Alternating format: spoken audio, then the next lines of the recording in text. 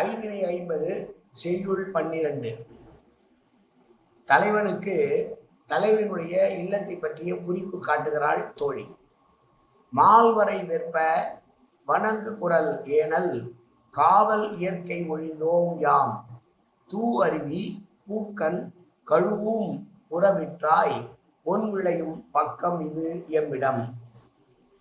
பெரிய சிகரங்களை கொண்ட இந்த மலைநாட்டினுடைய தலைவனே, முற்றியதன் காரணமாக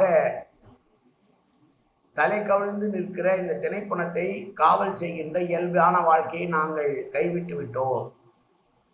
தூய்மையான அருவிகள் இந்த மலையிலே பூக்களை கழுவிக்கொண்டு செல்லும்படியான காடுகள் சூழப்பெற்றதான பொருட்செல்வத்தால் மிகுந்த ஊரே எம்முடைய இல்லமாக அமைந்து விட்டது என்று, தாங்கள் இங்கே இருக்கிறோம், மலைநாட்டிலே தான் இருக்கிறோம் என்று மலைநாட்டு தலைவனுக்கு, குறிஞ்சி நில தலைவனுக்கு தோழி சொல்வதான செய்யுள் இந்த செய்யுள். மீண்டும் செய்யுள்.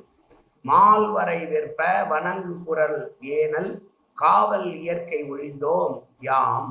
காவல் இயற்கை ஒழிந்தோம் யாம்.